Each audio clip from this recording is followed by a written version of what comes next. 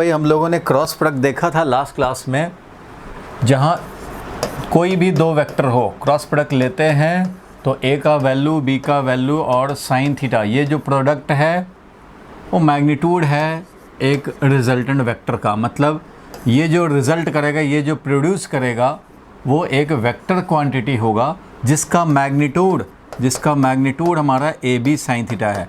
ए का value, B का value and sine theta.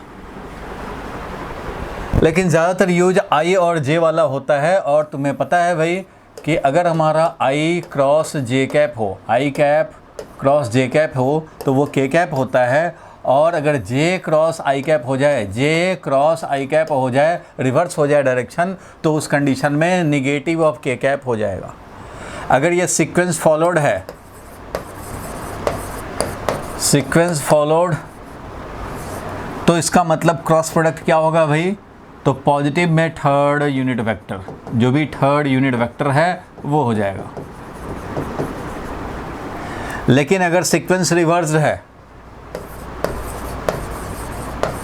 Sequence reversed समझ लें या जंपिंग समझ लें,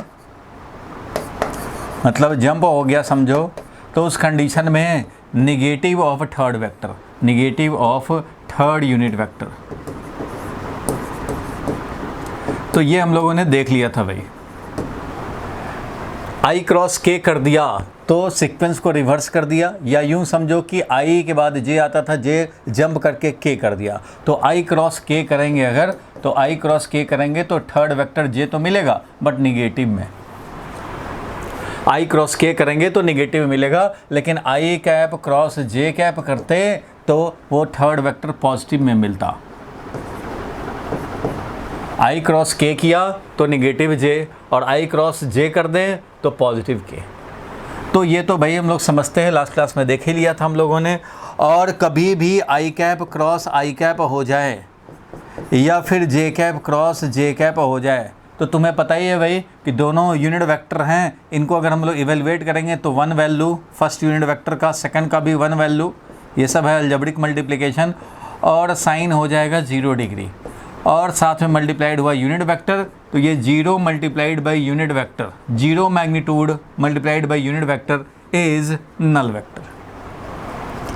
इसलिए आई क्रॉस आई कैप हो, जे क्रॉस जे कैप हो, या फिर के क्रॉस के कैप हो, सब हमारा होगा 0 वेक्टर।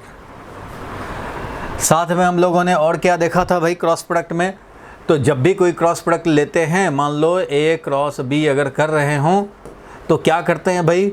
तो आई कैप जे कैप और के कैप, डिटर्मिनेंट मेथड। और यहाँ क्या रखते हैं भाई?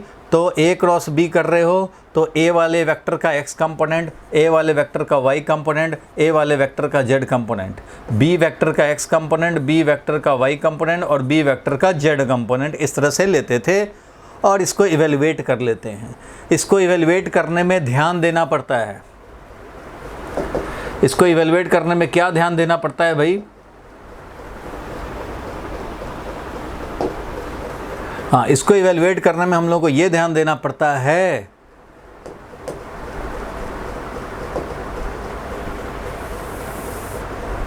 कि जब आई कैप का कोफिशिएंट ढूंढेंगे, अगर आई कैप का कोफिशिएंट ढूंढेंगे हम लोग, तो इस कंडीशन में हम लोग इसका रो कॉलम भूल जाएंगे और यहाँ पे रह जाएगा ए वाई ए जेड और बी वाई बी जेड, ये रह गया था। और जब जे का हम लोग कोफिशिएंट देखते हैं, ये तो आई का हो गया, जे का देखते हैं तो यहाँ पे माइनस लगाना पड़ता है, माइनस जे कैप, और तब इसका कोफिशिएंट होगा। तो जे का रो कॉलम, जे का रो और कॉलम भूल जाएंगे, बाकी बच जाएगा ए एक्स ए जेड बी एक्स और यहाँ बी जेड, इस तरह से मिल जाएगा। और जब के कैप का कोफिशिएंट लिखेंगे तो वो पॉजिटिव रहेगा के कैप, और जब के कैप वाला कर रहे हो तो इसका रो और कॉलम भूल जाओगे, बच जाएगा ए एक्स ए वाई और B x b y, A x a Y और बी एक्स बी वाई, इस तरह से मिल जाता है। और अगर हम लोग कोफिशिएंट को यहाँ पे लिखना चाहें तो ये क्या लिखेंगे भाई? तो ये होगा ये वाला मल्टीप्लाइड और माइनस ये वाला multiplied, means a y b z minus B y a z, ऐसे हो जाता है। माइनस जे कैप, इसका वैल्यू क्या हो जाएगा? तो ये वाला माइनस ये वाला मल्टीप्लाई करेंगे भाई, तो a x b z minus B x और ए जेड और प्लस के कैप।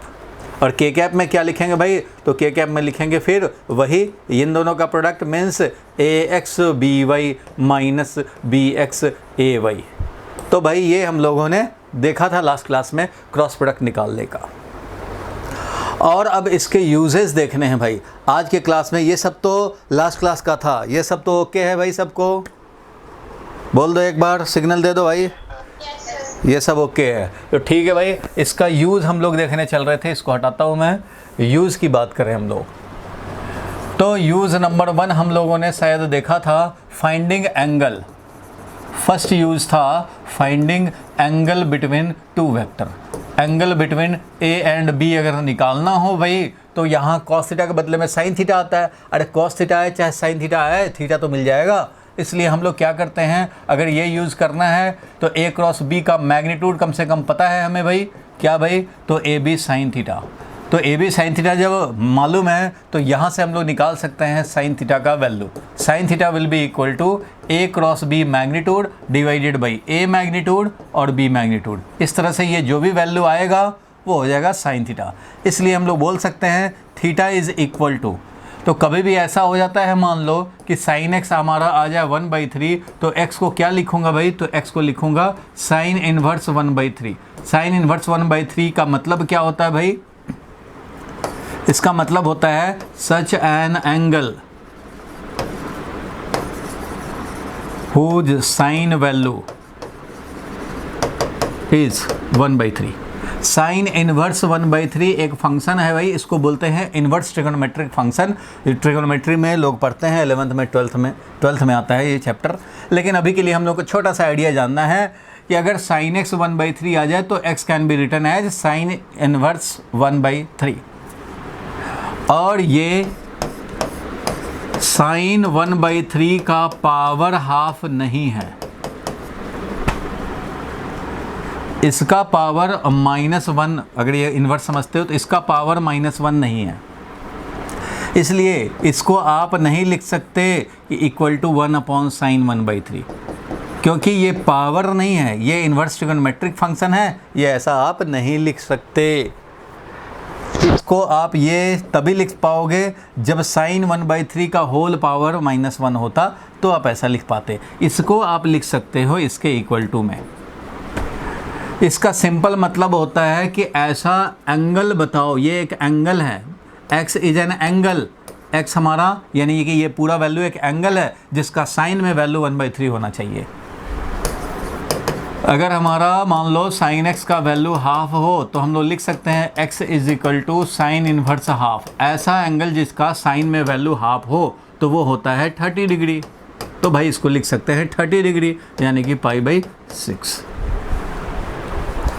तो खैर ये सब आप समझते हैं, ये मैथमेटिकल बात है, इतना जानते हैं। So theta can be written as sine inverse, और ये हो गया ए क्रॉस बी का magnitude divided by a magnitude b magnitude. कुछ होमवर्क दिया था उसमें से कुछ नहीं हुए होंगे क्योंकि उस टाइप के क्वेश्चन अभी डिस्कस नहीं हुए हैं। कुछ क्वेश्चंस नहीं होंगे, 2-3 क्वेश्चन नहीं हुए होंगे, तो वो भी हो जाएंगे, आज का क्लास होने दो बस।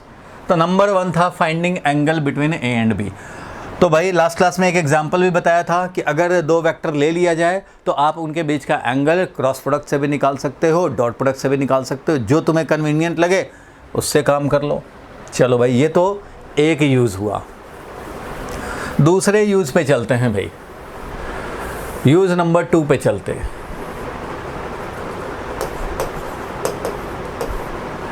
एंगल निकाल सकते हो, बिल्कुल निकाल सकते हैं भाई। हम लोग 2 वेक्टर को पैरेलल प्रूफ करने में भी क्रॉस प्रोडक्ट का यूज़ करते हैं। कैसे भाई, to prove 2 vectors parallel. Parallel का मतलब होता है कोलिनियर। कोलिनियर 2 वेक्टर्स को कोलिनियर तब बोलते हैं जब वो एक ही लाइन के पैरेलल हो। मान लो ये ए वेक्टर है, ये बी वेक्टर है, तो a vector and B vector will be said to be collinear जब ये एक ही लाइन के अलोंग हों। अपोजिट डायरेक्शन हो जाए या सेम डायरेक्शन हो जाए, दोनों आएगा कोलिनियर में। कोलिनियर का मतलब है सिंपली पैरेलल होना। Means theta is equal to 0 degree हो जाए, सेम डायरेक्शन हो जाए, या फिर theta is equal to 180 degree हो जाए, जस्ट अपोजिट डायरेक्शन हो जाए। दोनों कंडीशन में हम लोग बोलेंगे कि a is parallel to b. A is parallel to b का मतलब क्या हुआ भाई, कि ए का डायरेक्शन बी का डायरेक्शन सेम हो, या तो फिर ए का डायरेक्शन और बी का डायरेक्शन अपोजिट हो। दोनों कंडीशन में कोलिनियर वेक्टर बोले जाएंगे। ए and B are collinear vector. इस कंडीशन में बोलेंगे a and B are collinear, एक ही लाइन के अलोंग हैं, एक ही लाइन के पैरेलल हैं। Two vectors are said to be collinear if they are parallel to same line. A and B are collinear vector because they are parallel to same line। भाई दिख तो रहा है, छोटा लिखा हूँ, ये दिख रहा है पूरा? yes। चलो ठीक है, तो अब आगे बढ़ते हैं भाई। हम लोग कोलिनियर कैसे प्रूफ करेंगे भाई? तो देखो, कोलिनियर प्रूफ ऐसे करते हैं हम लोग कि क्रॉस प्रोडक्ट अगर 0 हो जाए तो कोलिनियर हो जाएंगे। क्यों? क्योंकि अगर मान लो इफ़ एंगल, जो हमारा एंगल है बिटवीन ए एंड बी, अगर 0 डिग्री हो या फिर थीटा का वैल्यू 180 डिग्री हो, इन दोनों कंडीशन में साइन थीटा विल बी 0। साइन 0 0 होता है और साइन 180 डिग्री भी 0 होता है। तो अगर ये थीटा हमारा ऐसा है, that is a is parallel to b, अगर ये दोनों कोलिनियर हैं, देन बताओ भाई क्रॉस प्रोडक्ट अगर मैं लूँगा तो क्या हो जाएगा भाई? तो क्रॉस प्रोडक्ट लेंगे तो ए का वैल्यू, बी का वैल्यू, और साइन 0 डिग्री लिखें या साइन 180 डिग्री लिखें, बात तो एक ही है। तो ये तो हो जाएगा 0, कोलिनियर है तो ये हो जाएगा 0 और पूरे को कर देगा 0।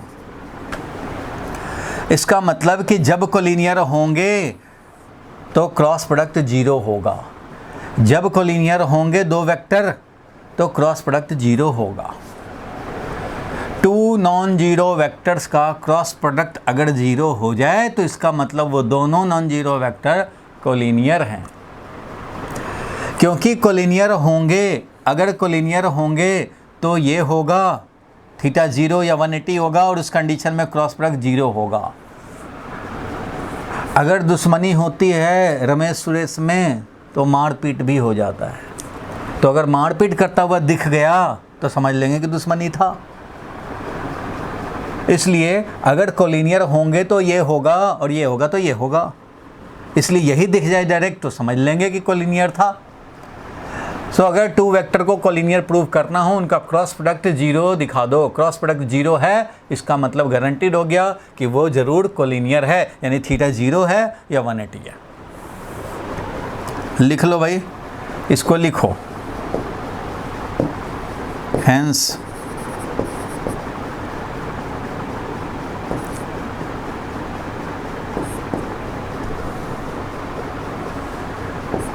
To prove oblique so,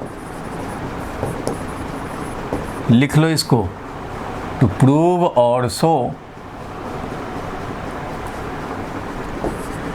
two non zero vectors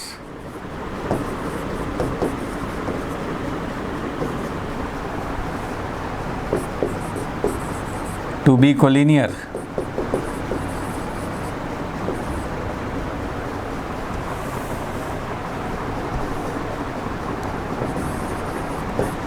Collinear means parallel.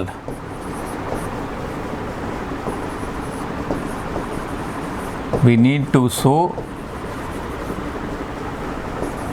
A cross B equal to 0.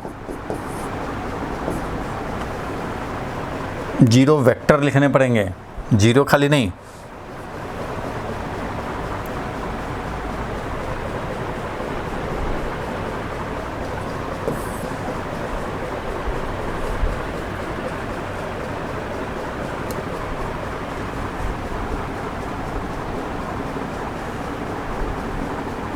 और ऐसा इसलिए हुआ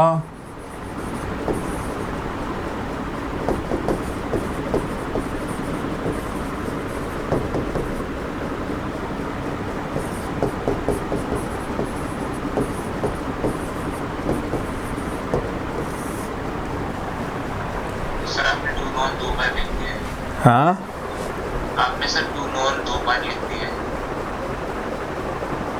कहाँ पे? Sir. Has to prove show two non अच्छा, two non zero vector.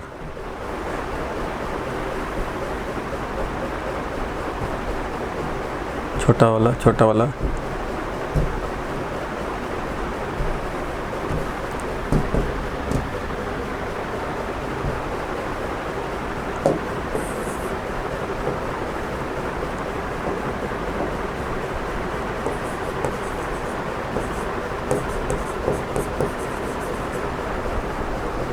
Hence to prove or show two non-zero vectors to be collinear or parallel, we need to show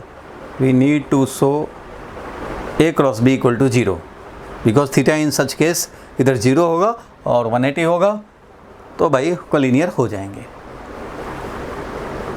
sir ये तो हम डॉट प्रोडक्ट से भी कर सकते हैं। Dot product से कैसे करो? डॉट प्रोडक्ट परपेंडिकुलर के लिए हम लोग यूज़ करते हैं, to show two vectors to be perpendicular to each other, so dot product equal to 0। क्योंकि डॉट प्रोडक्ट में कॉस थीटा आता है, कॉस 90 डिग्री 0 होता है। अगर ए और बी में एंगल 90 डिग्री हो तो हम लोग ये प्रूव करने के लिए, to show that two non zero vectors are perpendicular, so A dot B is equal to 0। ध्यान देना भाई, अगर हमें परपेंडिकुलर प्रूव करना है तो डॉट प्रोडक्ट 0 दिखा दो, पैरेलल प्रूव करना है तो क्रॉस प्रोडक्ट 0 दिखा दो। क्योंकि ए डॉट बी में आता है कॉस थीटा, ये तभी 0 होगा जब थीटा 90 डिग्री हो। तो अगर डॉट प्रोडक्ट 0 है तो परपेंडिकुलर है, क्रॉस प्रोडक्ट 0 है तो पैरेलल है। सब लोग इसको ध्यान से समझ लेंगे। इसीलिए उधर एक यूज था, परपेंडिकुलर प्रूव करना हो, परपेंडिकुलर शो करना हो, डॉट प्रोडक्ट 0 दिखा दो। इस पे क्वेश्चन भी था कि दो वेक्टर हैं, लैम्डा का वैल्यू क्या होगा कि ये परपेंडिकुलर हो। तो भाई लैम्डा का वैल्यू मान लो दे दिया जाए कि एक है 2i प्लस लैम्डा और माइनस 3k, लैम्डा जे और माइनस 3k, और एक हो गया मान लो 4i minus 2j plus 3k, ऐसा है मान लो। इन दोनों को परपेंडिकुलर होने के लिए लैम्डा का क्या वैल्यू होना चाहिए? अगर ऐसा दे दे क्वेश्चन यही है, find lambda such that a is perpendicular to b, b vector है ये और a वेक्टर है ये। तो इसके लिए क्या करोगे भाई? तो इसके लिए डॉट प्रोडक्ट 0 करो, a डॉट b, इन दोनों का डॉट प्रोडक्ट लो, इसको 0 रखो और सॉल्व कर दो कि भाई लैम्डा का वैल्यू कितना होगा। और अगर तुम्हें शो करना है कि दोनों पैरेलल हो, ये भी क्वेश्चन पूछा जा सकता है कि लैम्डा का वैल्यू निकालो भाई जिसके लिए ये दोनों पैरेलल हो जाए। तो उसके लिए क्या करेंगे? To find lambda such that a is parallel to b, तो उस कंडीशन में तुम्हें क्रॉस प्रोडक्ट 0 दिखाना होगा। क्रॉस प्रोडक्ट 0 हो जाए ऐसा लैम्डा ढूंढना पड़ेगा। मतलब मेन कॉन्सेप्ट तो तुम समझ गए ना भाई, क्या कर रहे होंगे? पैरेलल दिखाना है, कोलिनियर दिखाना है, क्रॉस प्रोडक्ट 0 दिखाओ। परपेंडिकुलर दिखाना है, डॉट प्रोडक्ट 0 दिखाओ और सॉल्व कर दो। चलो ये पॉइंट क्लियर हुआ? एक बार कोलिनियर का मीनिंग है पैरेलल। कोलिनियर मतलब एक ही लाइन के पैरेलल। तो ये है मान लो ए बी लाइन, तो ये वेक्टर ए है जो ए बी लाइन के पैरेलल है, और वेक्टर बी है ये भी ए बी लाइन के पैरेलल है। एक ही लाइन के पैरेलल हो तो आपस में भी पैरेलल होंगे, चाहे सेम डायरेक्शन हो या अपोजिट में हो, पैरेलल कहे जाते हैं। So a vector and B vector are said to be parallel if they are in the same direction a and b, और they are in opposite direction. ये ऐसे सिंबल का मतलब क्या है? Just opposite. और इसका मतलब है सेम डायरेक्शन, मतलब थीटा इक्वल टू 0 डिग्री, ये है थीटा इक्वल टू 180 डिग्री। दोनों हालत में ये कोलिनियर कहे जाएंगे। ए and B are collinear vector because they are parallel to same line. यहीं पे मैंने मीनिंग बता दिया। कि कोलिनियर का क्या मतलब हुआ। पैरेलल टू सेम लाइन हो तो कोलिनियर होंगे, और वो कोलिनियर प्रूफ करने के लिए क्रॉस प्रोडक्ट 0 दिखा देंगे। क्यों भाई? क्योंकि जब भी कोलिनियर होंगे तो थीटा 0 होगा या 180 होगा, और दोनों हालत में क्रॉस प्रोडक्ट का वैल्यू 0 हो जाएगा। तो कोलिनियर है तो क्रॉस प्रोडक्ट 0 है, क्रॉस प्रोडक्ट 0 हो तो कोलिनियर होंगे। इसलिए टू वेक्टर्स को परपेंडिकुलर शो करना हो डॉट प्रोडक्ट 0 दिखा दो, पैरेलल शो करना हो क्रॉस प्रोडक्ट 0 दिखा दो। बोलो समझ गए? Yes sir. Yes sir. चलो तो इस पे क्वेश्चन आएगा, मैंने होमवर्क में भी दिया था, तो कुछ क्वेश्चन आएंगे। अभी हम लोग इसके मेन में यूज़ दिखा करके उसके बाद क्वेश्चन पे ही वापस आ रहा हूँ, क्योंकि आज एप्लीकेशन के ही बस जो बचे हैं आधा घंटे में ये फिनिश करके फिर मैं क्वेश्चन ही करूँगा आज। तो चलो भाई अब इसके आगे हम लोग देखें।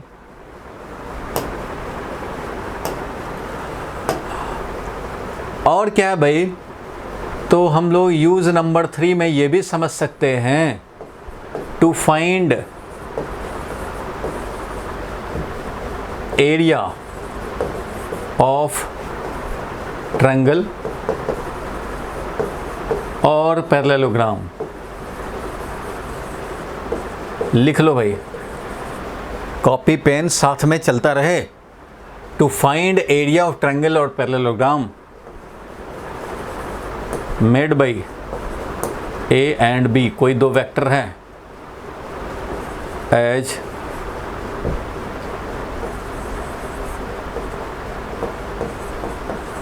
Adjacent side. इसका मतलब क्या हुआ ये जरा समझा जाए।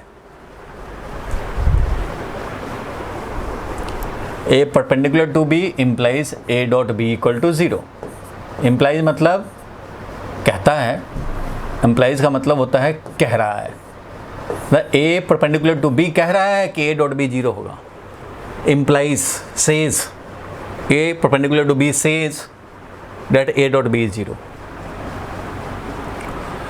यूज 3 था भाई एरिया ऑफ पैरेललोग्राम और area of triangle made by A and B as adjacent side. Adjacent का मतलब होता है अगल बगल का साइड हो। मतलब ये एक ए वेक्टर है, ध्यान देना, वेरी वेरी इंपॉर्टेंट। ये ए वेक्टर हो और ये बी वेक्टर हो, तो इन दोनों वेक्टर से बने हुए पैरेललोग्राम का एरिया निकालना हो, या फिर ए और बी वेक्टर से बने हुए ट्रायंगल का एरिया निकालने हो, जिसमें ए और बी क्या है, एडजेसेंट साइड है। एक ये है साइड, एक ये बी है साइड। अगर ये दो वेक्टर एडजेसेंट साइड हैं तो ऐसे दो वेक्टर से बना हुआ ट्रायंगल का एरिया निकालना हो या पैरेललोग्राम का एरिया निकालना हो, क्रॉस प्रोडक्ट यूज आएगा। और इस पे क्वेश्चन आते हैं, खूब कराऊंगा भी अभी। कैसे भाई? तो एरिया ऑफ ट्रायंगल होगा ए क्रॉस बी का जितना वैल्यू है डिवाइडेड बाई 2, और एरिया ऑफ पैरेललोग्राम अगर निकालना चाहोगे तो वो डायरेक्टली ए क्रॉस बी का वैल्यू होगा। फॉर्मूला कैसे आया ये आप सब, ये तो इन्फॉर्मेशन मैंने दिया भाई कि एरिया ऑफ ट्रायंगल निकालना हो, एरिया ऑफ पैरेललोग्राम निकालना हो, तो आप ये काम कर सकते हैं। आप सोचेंगे ये कैसे हुआ भाई, तो ये कैसे हुआ, तो ये समझ में आएगा geometrical meaning of cross product से। यहाँ मैं दिखा रहा हूँ geometrical meaning of cross product, तो उससे ये पता लग जाएगा। यहाँ मैं दिखा दे रहा हूँ भाई ज्योमेट्रिकली क्या मीनिंग है। तो ज्योमेट्रिकली क्रॉस प्रोडक्ट स्टेटमेंट बोल रहा हूँ, geometrically cross product represents area of the parallelogram made by two vectors A and B as adjacent side. Geometrical meaning cross product का यही है कि क्रॉस प्रोडक्ट क्या बताता है भाई, तो क्रॉस प्रोडक्ट बताता है कि एरिया ऑफ पैरेललोग्राम, इन दो वेक्टर से जो बना पैरेललोग्राम है उसका एरिया कितना होगा, या इन दो वेक्टर से बना हुआ जो ट्रायंगल है उसका एरिया कितना होगा। तो यहाँ मैं लिख दे रहा हूँ, आप भी लिख लो। Geometrically value of cross product geometrically value of cross product लिख लो भाई, और ये खोपड़ी में भी लिख लो।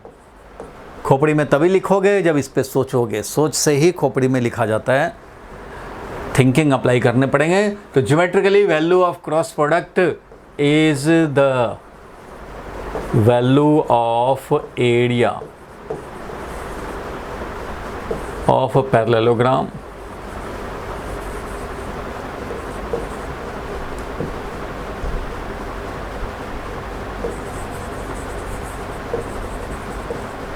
पैरेललोग्राम और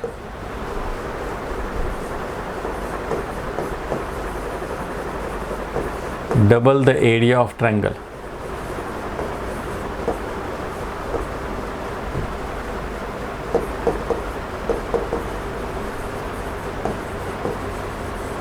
Made by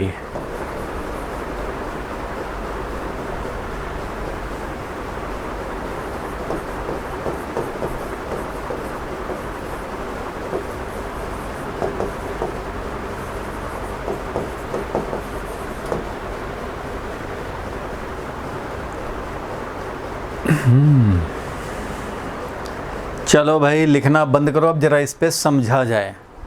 हम लोग थोड़ा इंटरप्रेट करते हैं कि आखिर क्रॉस प्रोडक्ट से हमें क्या मिलता है।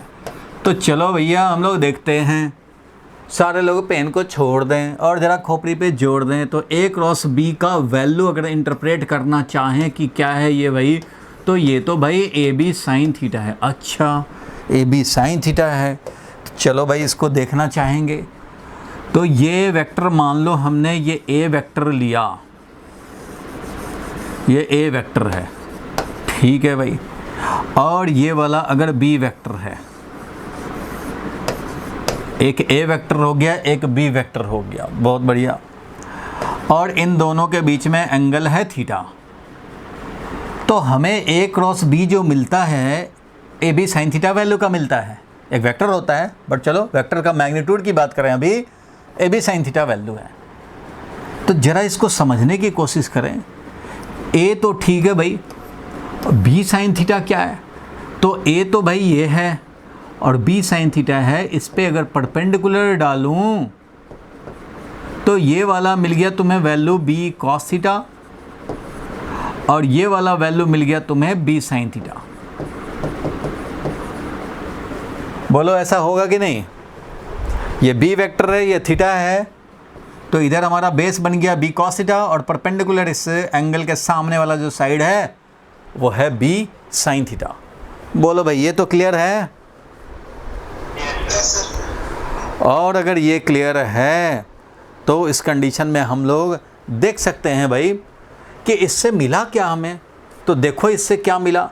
अगर हम लोग बात करें इसका कि इससे अगर पैरेललोग्राम बनाते हैं, अगर ये दोनों से हम लोग पैरेललोग्राम बनाते हैं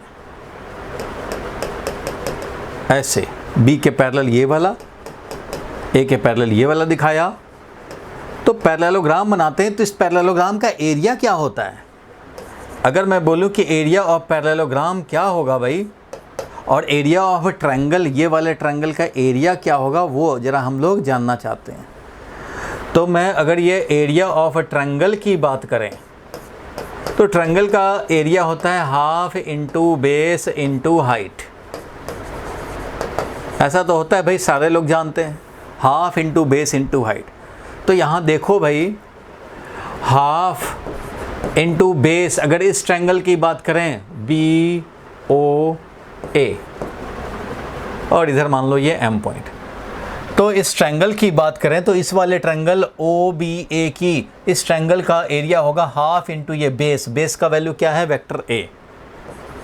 बेस का वैल्यू जो है वो है वेक्टर ए का मैग्नीट्यूड, ठीक है भाई, ए का मैग्नीट्यूड। और हाइट कितना है? हाइट है बी साइन थीटा, हाइट है B sine theta.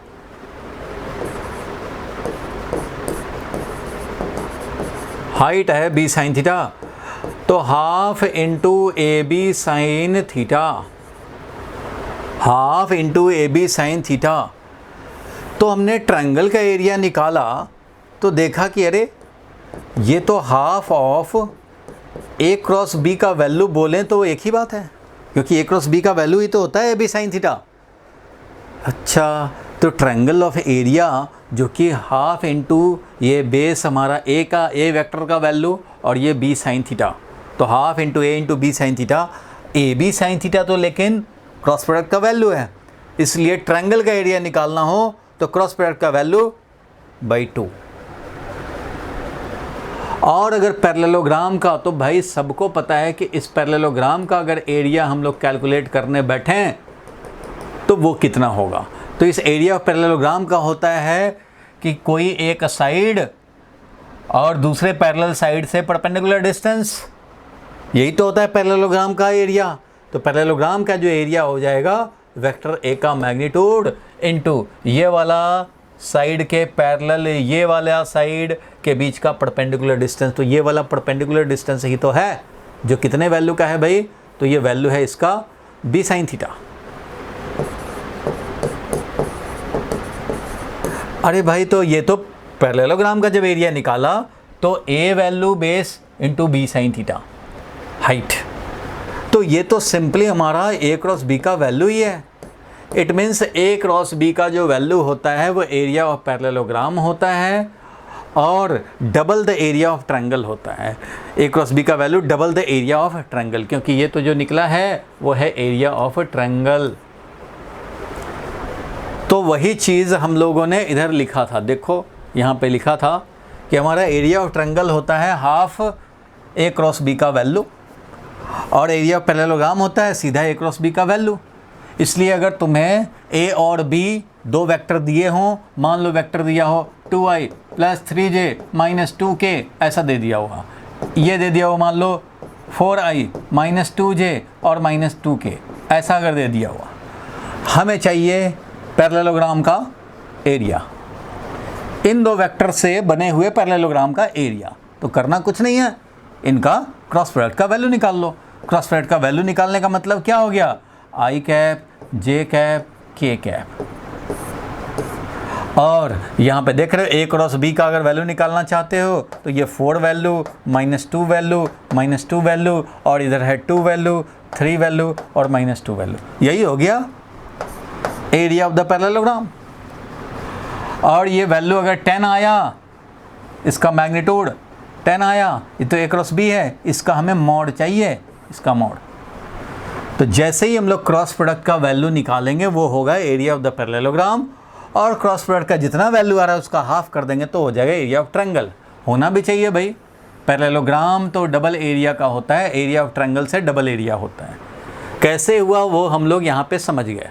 Geometrical meaning of cross product में, ज्योमेट्रिकली क्रॉस प्रोडक्ट यही बताता है, value of cross product is the value of area of the parallelogram, is the value of area of parallelogram और double the area of triangle made by two vectors as adjacent side. इन दोनों को adjacent side जैसा हो, दोनों vector अगल बगल के साइड बने हों तो ट्रायंगल जो बनेगा उसका एरिया का डबल वैल्यू होता है क्रॉस प्रोडक्ट का वैल्यू, और पैरेललोग्राम बोलें तो उसका एरिया ही क्रॉस प्रोडक्ट का वैल्यू होता है। ज्योमेट्रिकल मीनिंग ये है। बोलो भाई, समझे? Yes, sir. क्योंकि इससे बना हुआ जो ट्रायंगल है, ट्रायंगल बनाओगे तो ट्रायंगल का एरिया होता ही half into base into height. Base हमारा ये पूरा वेक्टर ए है ग्रीन वाला, और ये हाइट जो है वो बी वेक्टर का परपेंडिकुलर वाला, यानी कि बी साइन थीटा। तो ये बी साइन थीटा था, इसका यूज़ कर लिया हम लोगों ने।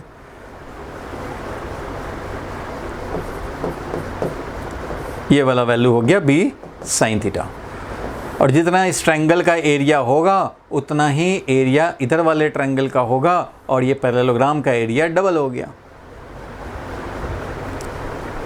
तो ये सिंपल सी बात है भाई, ठीक है, ये समझ गए कि ये एरिया ऑफ ट्रायंगल का डबल वैल्यू और एरिया ऑफ पैरेललोग्राम का वैल्यू बताता है। यहाँ तक अगर क्लियर है तो मैं आगे बढ़ूँ? बोलो भाई।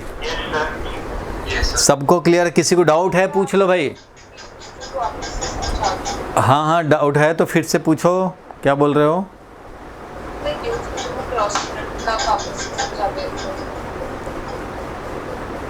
किसको यूज? 3 सेकंड यूज टू तो था कोलिनियर प्रूफ करना। हाँ ठीक है, अभी बताते हैं कोलिनियर वाले में भी। एक बात बताया जाए, हम लोग यहाँ डिस्कस करते हैं, इससे थोड़ा आगे बढ़ते हैं। अगर ये एक वेक्टर है, दूसरा वेक्टर ये है, तो एरिया ऑफ ट्रायंगल ये बनेगा।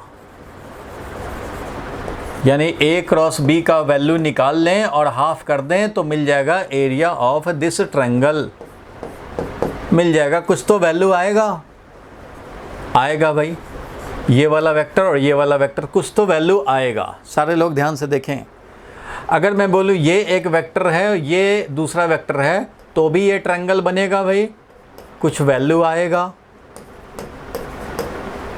लेकिन मैं अगर बोलूँ कि ये एक वेक्टर है और दूसरा बी वेक्टर ये है, तो क्या कोई ट्रायंगल बनेगा? ए वेक्टर ये था, बी वेक्टर ये था, तब भी हमारा ट्रायंगल बना भाई। ट्रायंगल का कुछ एरिया भी होगा। ए वेक्टर ये है, बी वेक्टर ये है, तब भी ट्रायंगल का एरिया होगा। ए वेक्टर ये है, बी वेक्टर ये है, तब भी ट्रायंगल का एरिया होगा। लेकिन ए वेक्टर ये है और बी वेक्टर ये है, देखो ये वेक्टर ए था, ये वेक्टर बी था, तो चलो भाई कुछ तो एरिया बना छोटा सा, ये वेक्टर ए और इधर वाला ये वेक्टर बी, तो कुछ तो बना भाई, कुछ तो एरिया बना इस ट्रायंगल का। लेकिन बिल्कुल ए और बी पैरेलल हो जाएं तो क्या बोल सकते हैं कि एरिया ऑफ ट्रायंगल 0 होगा? ट्रायंगल ही नहीं बन रहा।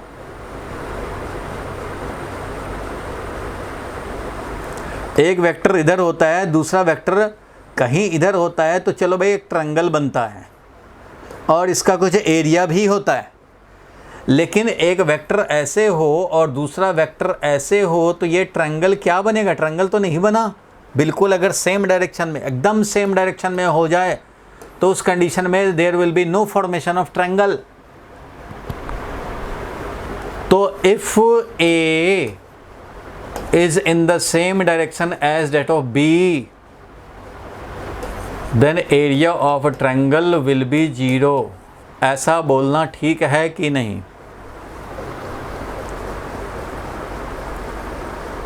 बोलो भाई।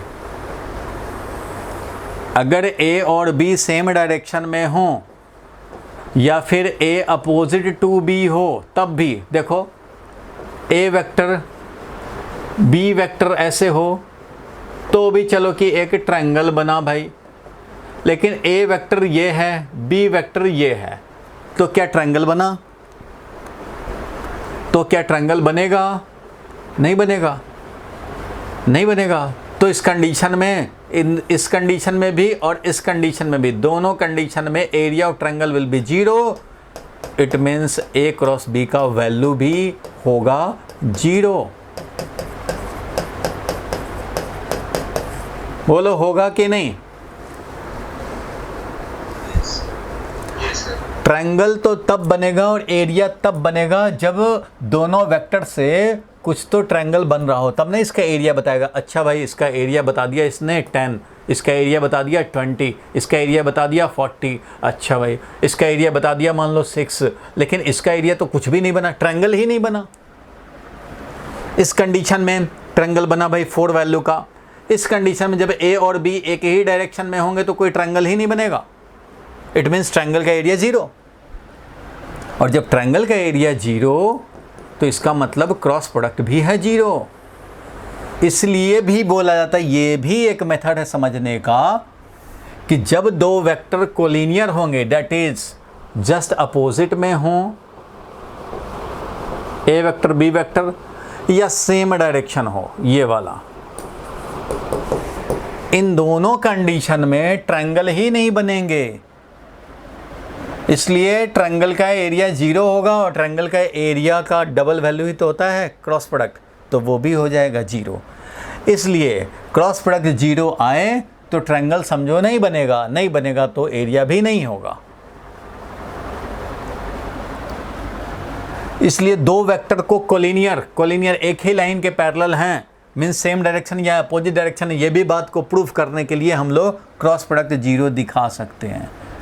जो एक बच्चे को डाउट आ रहा था ना कि application number 2, use number 2, collinear show करने में, तो कोलिनियर वेक्टर को देखने का ये भी पॉइंट ऑफ व्यू है भाई कि अगर कोलिनियर नहीं होगा तो ज़रूर कुछ ना कुछ एरिया बनेगा और ए क्रॉस बी का कुछ ना कुछ वैल्यू रहेगा। लेकिन जब बिल्कुल अपोजिट हो या सेम डायरेक्शन में हो तो ट्रायंगल ही नहीं बनेगा, एरिया ही नहीं बनेगा, तो ए क्रॉस बी का वैल्यू भी 0 रहेगा। ये इतना इंटरप्रिटेशन समझ गए तो हम लोग वापस आते हैं इसमें। ये तो देख लिया था,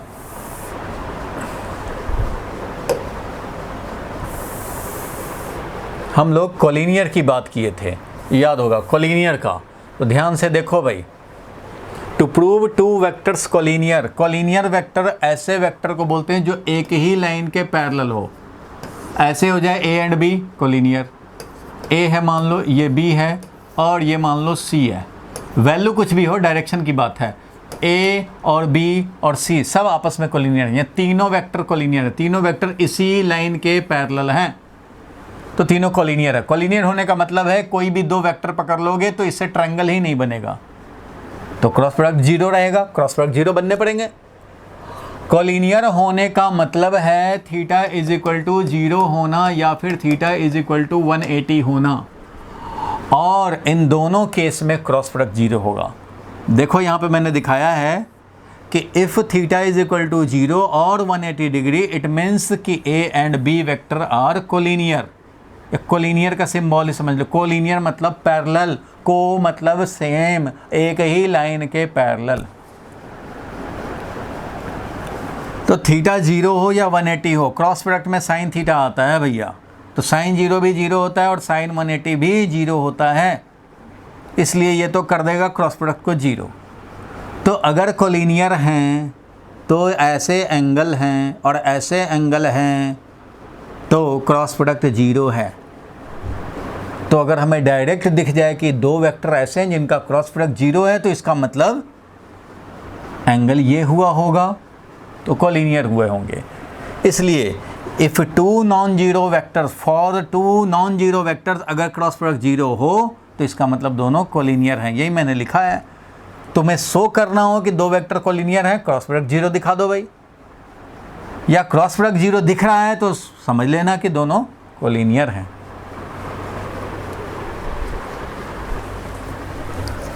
बोलो भाई, डाउट क्लियर हुआ? Yes sir.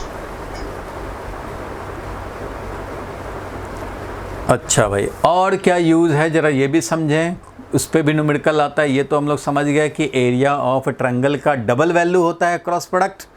अगर ट्रायंगल का एरिया निकालना होगा तो क्रॉस प्रोडक्ट के वैल्यू से हाफ करना होगा।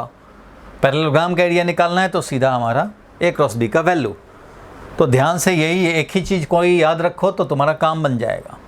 पैरेललोग्राम का एरिया अगर ए क्रॉस बी का वैल्यू है तो ट्रायंगल का तो हाफ हो जाएगा। तो वो हम समझे हम लोग, और geometrical meaning of cross product समझे कि ज्योमेट्रिकली क्या रिप्रेजेंट करता है। एक और बहुत यूज़ आता है भाई, एक और यूज़ के बारे में हम लोग डिस्कस करें। तो देखो भाई, एक और यूज़ ये है, कभी कभी ऐसा होता है कि तुम्हें बोल दिया जाए क्वेश्चन में कि भाई एक ऐसा वेक्टर निकालो जो ए वेक्टर पे परपेंडिकुलर हो और साथ में बी वेक्टर पे भी परपेंडिकुलर हो। Find a vector which is perpendicular to both A and B. अरे भैया, तो तुम्हें तो पता है कि ए क्रॉस बी का जो डायरेक्शन होता है, राइट हैंड स्क्रू रूल से निकालें, वो होता है ए और बी से बने हुए प्लेन के परपेंडिकुलर। अगर ए और बी से बना हुआ ये प्लेन है तो इस प्लेन के परपेंडिकुलर होता है ए क्रॉस बी का डायरेक्शन। ए क्रॉस बी इधर होता है भाई, और इधर होता है B cross A. A cross B इस डायरेक्शन में है, ये वाला डायरेक्शन है ए क्रॉस बी का, दोनों के परपेंडिकुलर, तो ये वाला है बी क्रॉस ए का डायरेक्शन, दोनों के परपेंडिकुलर होता है भाई। इसलिए अगर तुम्हें क्वेश्चन में आ जाए कि ए वेक्टर और बी वेक्टर दोनों के परपेंडिकुलर एक यूनिट वेक्टर निकाल लो, तो निकाल लो भाई। ये वेक्टर तो कम से कम दोनों के परपेंडिकुलर हैं। तो जब भी तुम्हें निकालना हो एक vector, to find a vector और unit vector perpendicular to both A and B,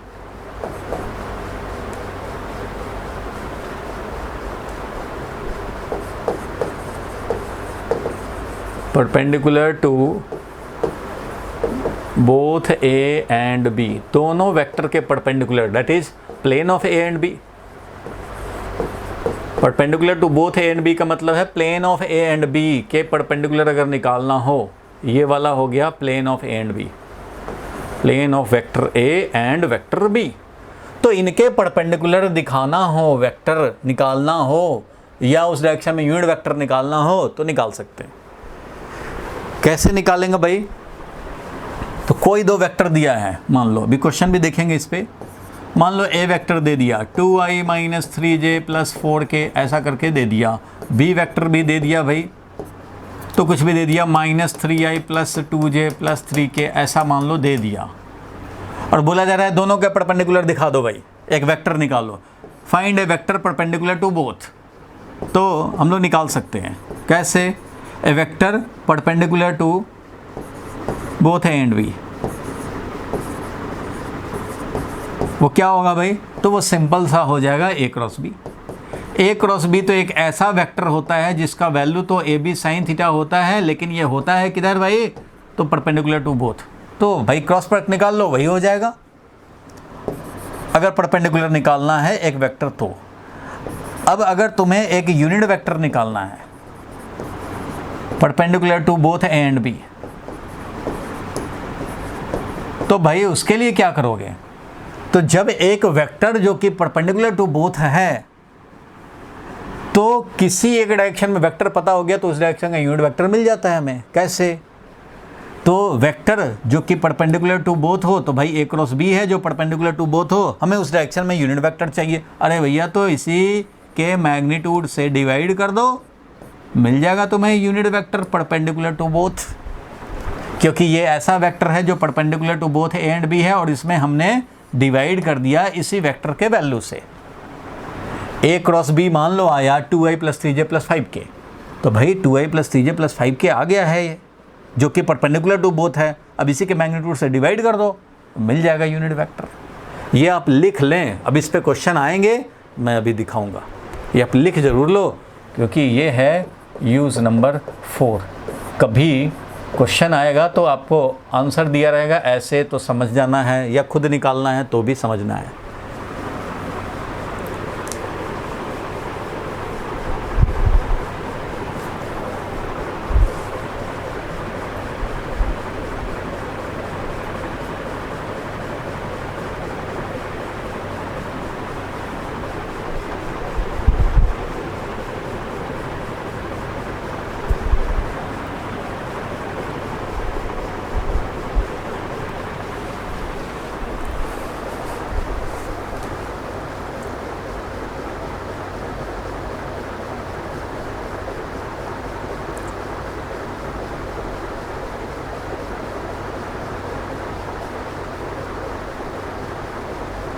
अच्छा भाई, अब इसमें थोड़ा कन्फ्यूज़न मैं दूर कर दूं थोड़ा सा।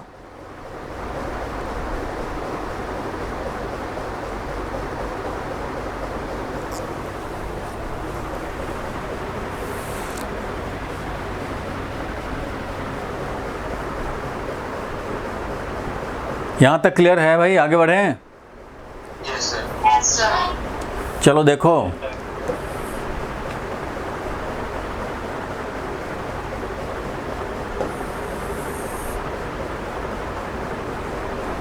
देखो a क्रॉस b और b क्रॉस a दोनों वैल्यू में सेम होते हैं, डायरेक्शन अपोजिट। इसलिए a क्रॉस b और b क्रॉस a इस तरह के हैं।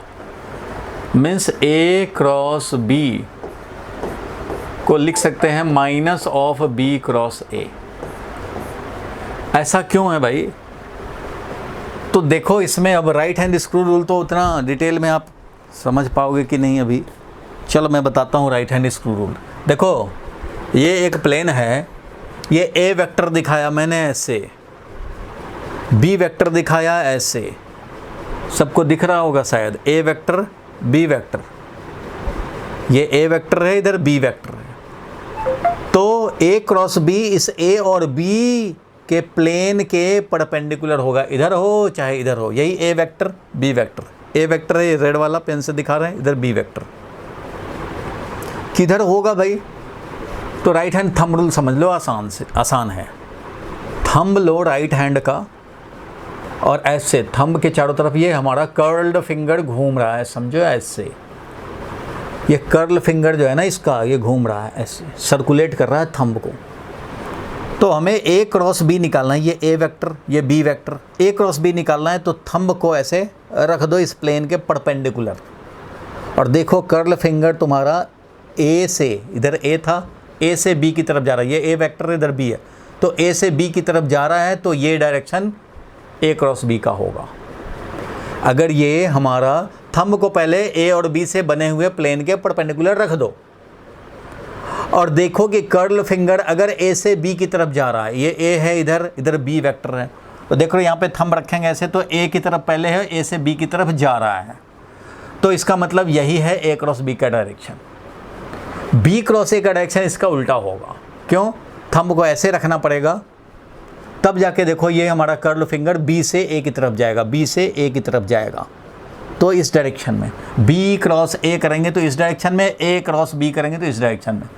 मतलब थंब रखो परपेंडिकुलर, देखो कि अगर हमारा ये ए से बी की तरफ जा रहा है तो ए क्रॉस बी का डायरेक्शन ये है, और अगर बी क्रॉस ए नहीं, अगर मान लो हमारा ए क्रॉस बी जा रहा है तब तो ये सही है ए क्रॉस बी, और बी क्रॉस ए है तो इसका मतलब इसका उल्टा।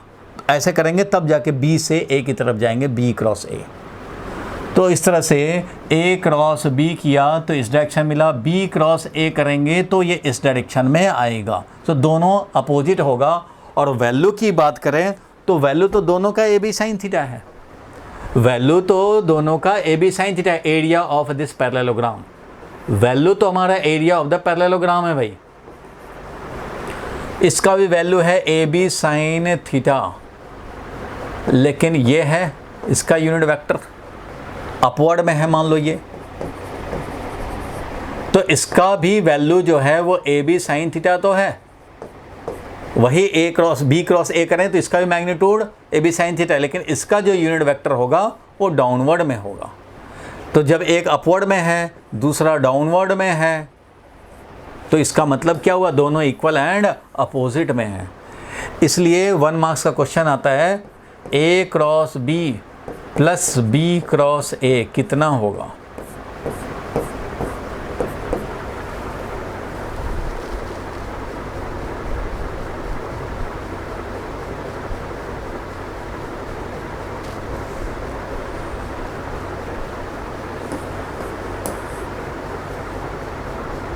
क्यों? क्योंकि ए क्रॉस बी प्लस ये बी क्रॉस ए है, इसको लिख सकते हैं minus of A cross b, this will be equal to, cancel हो जाएगा, जीरो हो जाएगा। क्योंकि ए क्रॉस बी अगर 5 वैल्यू का है जे कैप, तो ये भी 5 वैल्यू का है माइनस जे कैप, और जब 5 जे कैप और माइनस 5 जे कैप ऐड करेंगे तो क्या मिलेगा हमें, जीरो वेक्टर मिलेगा भाई। ये तो समझे ना बात कि ए क्रॉस बी का ये डायरेक्शन है, जो ए इस डायरेक्शन में ए क्रॉस बी का ये डायरेक्शन है ए और बी के परपेंडिकुलर, और वैल्यू कितना है A B sine theta, value कितना ए बी साइन थीटा, और ये है बी क्रॉस ए जो इस डायरेक्शन में है, इसका वैल्यू कितना है ए बी साइन थीटा। मान लो ए बी साइन थीटा 10 है तो ये 10 जे कैप है, तो ये माइनस 10 जे कैप है। तो भाई जब दोनों ऐड करोगे तो जीरो नहीं हो जाएगा, तो जीरो हो गया। बोलो क्लियर हुआ? किसी को डाउट है तो बता दे भाई। अब मैं क्वेश्चन पे आ जाऊंगा, इतना ही एप्लीकेशन था क्रॉस प्रोडक्ट का। सर हमने पूरे के मैग्नीट्यूड से क्यों किया डिवाइड? क्या कह रहे हो? सर हमने पूरे के मैग्नीट्यूड से क्यों किया डिवाइड? कहाँ डिवाइड किया? सर ए क्रॉस बी के मैग्नीट्यूड। यहाँ पे? Yes sir. ये तो यूनिट वेक्टर का यही तो फॉर्मूला है। अगर यूनिट वेक्टर तुम्हें किसी भी डायरेक्शन में निकालना हो, तुम भूल रहे हो, पहले की चीज़ों को भूलो मत। यूनिट वेक्टर नहीं बोल रही हूँ हाँ, कौन इसी का तो बोल रहे हो? सर, मैं ये बोल रही हूँ इसमें अलग अलग निकाल के मल्टीप्लाई नहीं कर सकते। किसको अलग अलग निकालोगे? सर एक का अलग मैग्नीट्यूड और एक अलग मैग्नीट्यूड। ऐसे थोड़ी होगा। ए क्रॉस बी निकालना होगा और इसी ए क्रॉस बी का वैल्यू से डिवाइड करने होंगे। यूनिट वेक्टर अगर सी के डायरेक्शन में निकालना होता है तो सी वेक्टर डिवाइडेड बाई सी का ही मैग्नीट्यूड। उसी तरह से तुम्हें एक यूनिट वेक्टर चाहिए परपेंडिकुलर टू बोथ, तो तुम्हें परपेंडिकुलर टू बोथ वेक्टर तो ये मिला ना, perpendicular to both A and B, ये एक वेक्टर मिला। अब हमें एक यूनिट वेक्टर चाहिए जो perpendicular to both A and B हो, तो पहले तो एक वेक्टर निकल गया perpendicular to both A and B. अब ये जो वेक्टर निकला है इस ई के वैल्यू से डिवाइड करना होगा, तब मिलेगा एक यूनिट वेक्टर जो कि परपेंडिकुलर टू बोथ है। परपेंडिकुलर टू बोथ मान लो सी वेक्टर है, तो हमें सी वेक्टर के मैग्नीट्यूड से डिवाइड करने होंगे।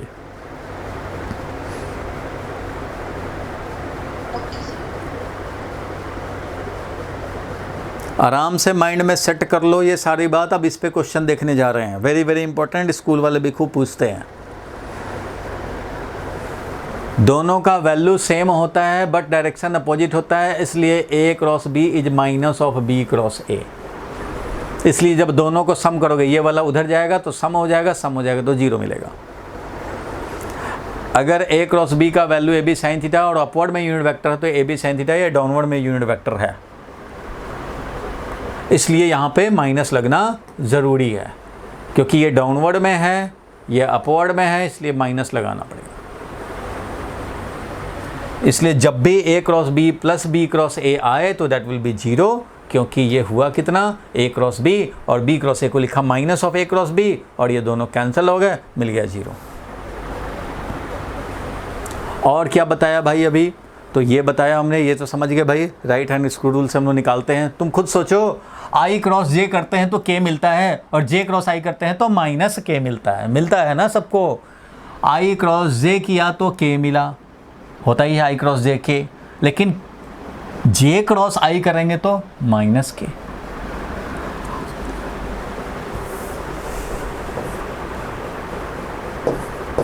आई cross j is equal to k, but j cross i is equal to minus k. ये होता है, सब लोग जानते हैं भाई। तो अगर कोई बोले कि अच्छा भाई आई क्रॉस जे और प्लस जे क्रॉस आई करें तो क्या मिलेगा हमें, तो बोल दोगे जीरो मिलेगा। क्यों भाई, आई क्रॉस जे करेंगे तो ये के आएगा और जे क्रॉस आई करेंगे माइनस के आएगा, दोनों ऐड करेंगे तो ज़ीरो मिल जाएगा। तो वही है, समझ लो, ये वही समझ लो यहाँ पे कि ये वाला है समझो एक्स एक्सिस, ये वाला है समझो वाई एक्सिस, ये वाला है समझो जेड एक्सिस। तो हमने ये वाला आई कैप वेक्टर हो गया, ये जे कैप हो गया और ये इधर के कैप हो गया। तो आई क्रॉस जे किया हमने तो के मिला, और के जे क्रॉस आई करेंगे तो माइनस के मिलेगा। Equal and opposite. क्लियर है यहाँ तक? अब इसको जरा रिकैप किया हमने। अगर कोई भी हमें बोले कि भाई एक ऐसा वेक्टर निकालो या यूनिट वेक्टर निकालो जो परपेंडिकुलर टू बोथ होगा, तो सिंपल सी बात है, जो वेक्टर दिया है उसका पहले क्रॉस प्रोडक्ट निकाल लो। क्रॉस प्रोडक्ट ही परपेंडिकुलर टू बोथ वाला है, इसलिए एक वेक्टर चाहिए perpendicular to both A and B. तो ए क्रॉस बी चाहे बी क्रॉस ए, कुछ भी निकाल लो, परपेंडिकुलर टू बोथ मिल जाएगा। यूनिट वेक्टर चाहिए तो कोई बात नहीं है, वेक्टर मिला हुआ है उसी के मैग्नीट्यूड से डिवाइड कर दिया, मिल जाएगा। ठीक है भाई। और क्या पढ़ा हम लोगों ने भाई आज? तो और आज हम लोगों ने ये जाना कि अगर दो वेक्टर कोलिनियर होते हैं तो ट्रायंगल नहीं बन पाता, तो ट्रायंगल का एरिया भी जीरो, मतलब क्रॉस प्रोडक्ट जीरो।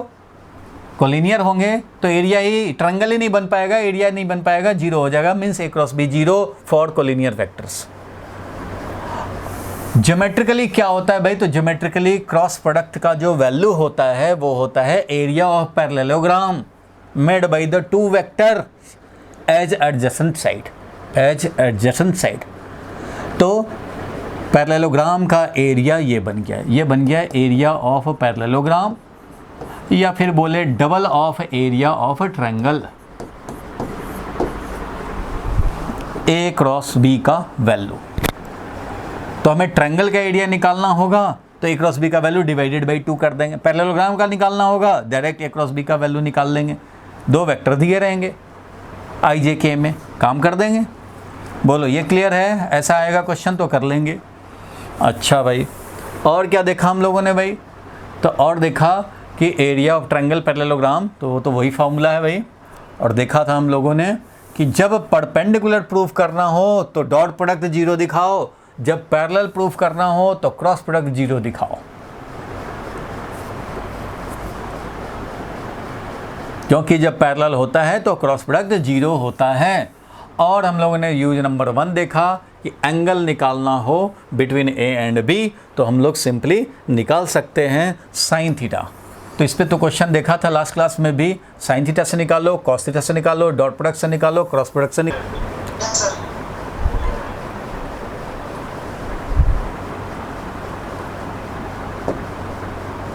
तो ये तो सबका हो गया होगा, इसमें कोई ख़ास बात नहीं था।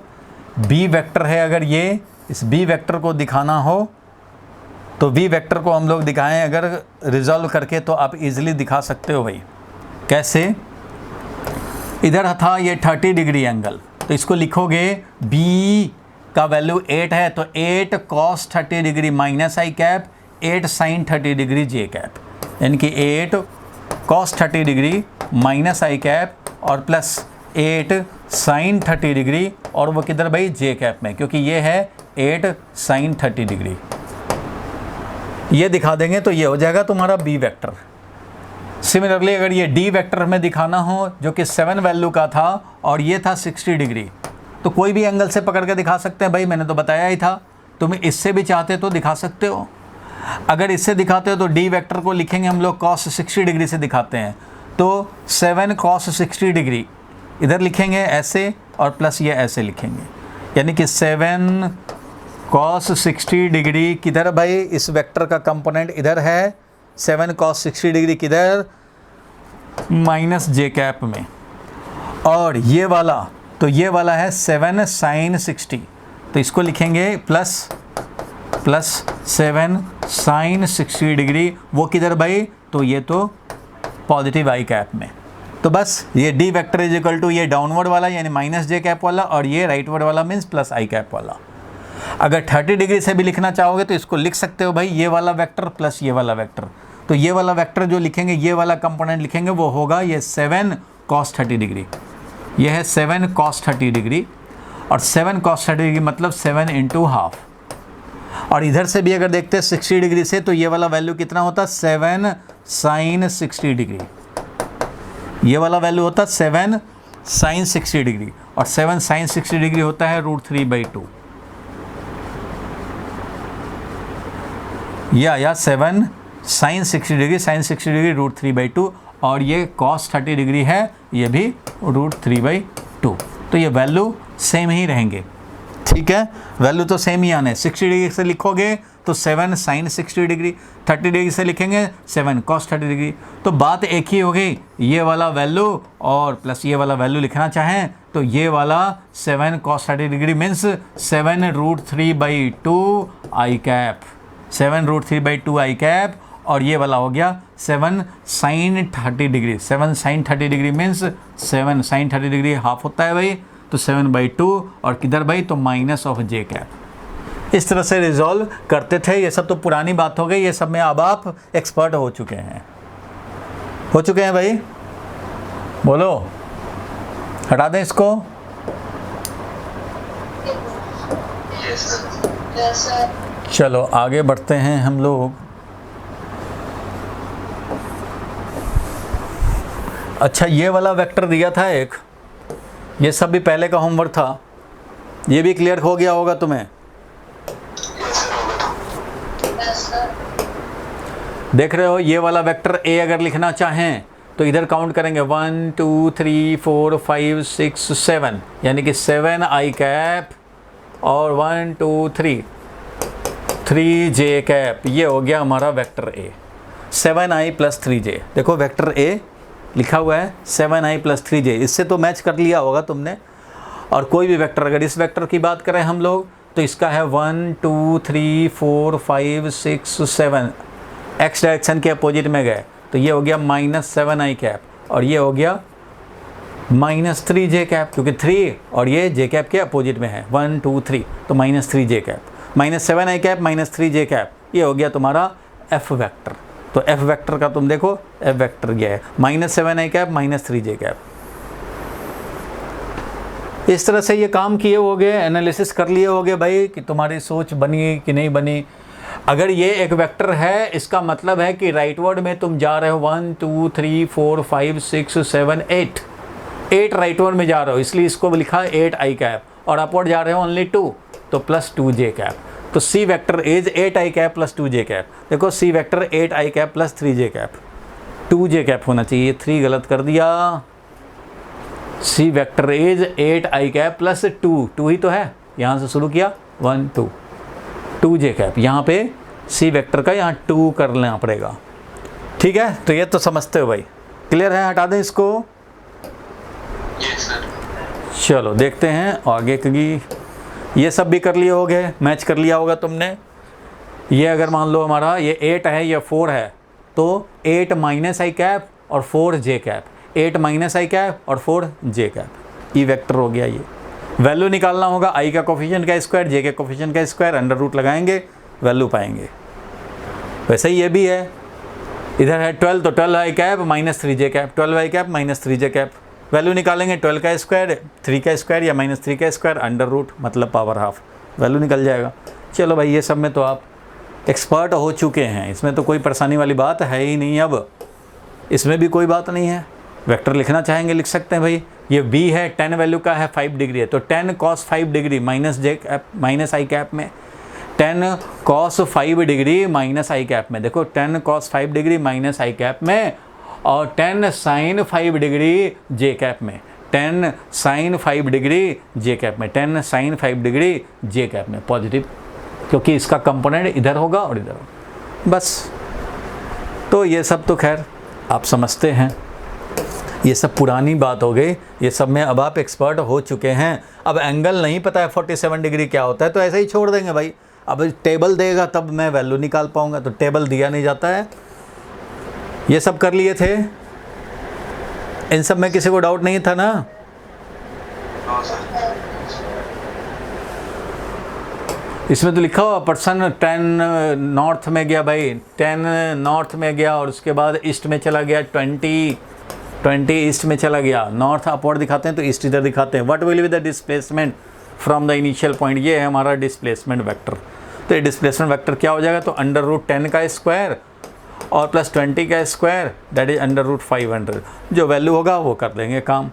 तो ये सब तो खैर, ये सब में भी आप एक्सपर्ट हो चुके हैं, ये सब तो कर लिया था तुमने।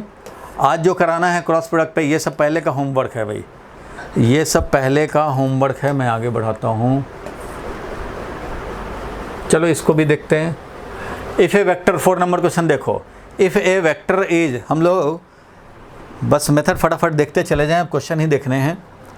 कह रहा है if a vector 2i + 3j + 8k is perpendicular to vector this, इसके परपेंडिकुलर है भाई, दोनों आपस में perpendicular, then the value of alpha क्या होगा। तो मैंने बताया था परपेंडिकुलर अगर होगा तो इसका मतलब दोनों को क्या करो, ये वेक्टर a मान लो, ये वेक्टर b मान लो, और a.b निकाल लो और इसको 0 प्रूफ कर दो।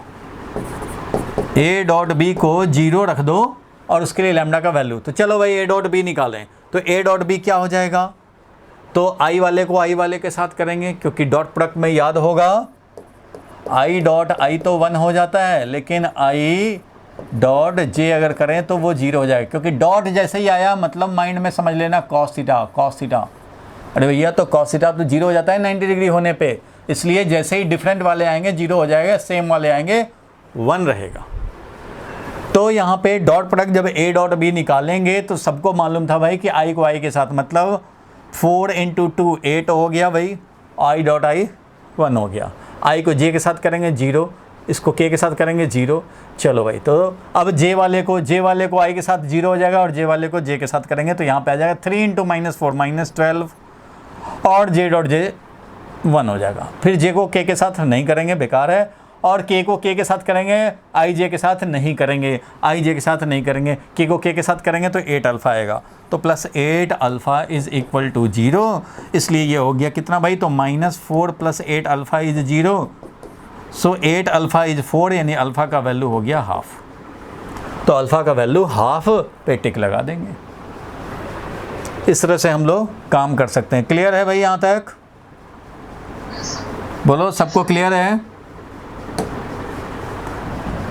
ठीक है भाई। अब देखो, scalar product of two vector this and this is given by, scalar product क्या होगा भाई? तो भाई स्केलर प्रोडक्ट निकाल लो ना भाई, आई वाले को आई वाले के साथ करो, जे वाले को जे, आई को आई के साथ, आई है ही नहीं, चलो 0 है, ख़त्म हो गया।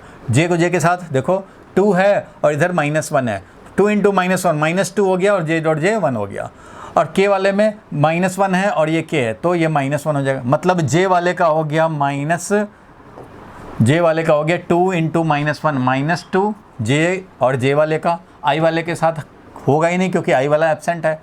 जे वाले को जे के साथ किया -2 हो गया, और के वाले को के साथ करेंगे तो -1 हो जाएगा, क्योंकि यहाँ -1 है, यहाँ 1 है, मल्टीप्लाई किया -1 के डॉट के 1, तो ओवरऑल आ गया -3 हो गया। बोलो भाई, यहाँ पे आई वाला है ही नहीं, तो भाई आई वाले को जे के साथ करोगे, के साथ करोगे, 0 कर देगा।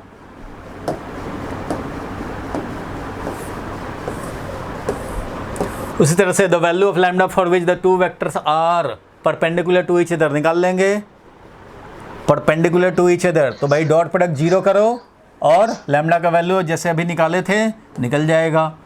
Given vector A B, the component of vector A along B, तो ये हम लोग लास्ट क्लास में भी देखे हैं। एक component of A along B निकाल रहे हो, कैसे करेंगे भाई? तो मैं बता दे रहा हूँ, याद दिला दे रहा हूँ फिर से। ए डॉट बी करोगे तो इसमें आएगा तुम्हें ए बी कॉस थीटा। तुम्हें चाहिए component of A along B, तो भैया component of A along B चाहिए, मतलब तुम्हें क्या चाहिए? ए कॉस थीटा चाहिए। अच्छा भाई, तो ए कॉस थीटा यहाँ से पकड़ लो, ए कॉस थीटा ये हो गया बी इंटू ए कॉस थीटा। इसलिए हम लोग बोल सकते हैं कि ये कंपोनेंट जो ए कॉस थीटा है, यही कंपोनेंट हमें चाहिए था, वो हो जाएगा A dot B divided by ये बी का वैल्यू। बस ये काम कर रहे हैं, डॉट प्रोडक्ट निकालने में एक्सपर्ट हो आप, और बी का वैल्यू से डिवाइड कर देने हो जाएगा। या करके दिखाऊं, ए डॉट बी करेंगे 2 × 1 2, और जे वाले को जे के साथ करेंगे 3 × 1 + 3, ये हो गया। और बी का वैल्यू कितना है? तो √1² + 1², ये हो गया भैया 5 डिवाइडेड बाई √2, 5 डिवाइडेड बाई √2, देखो आ गया 5 डिवाइडेड बाई √2। बोलो भाई, कोई प्रॉब्लम है तो बताओ।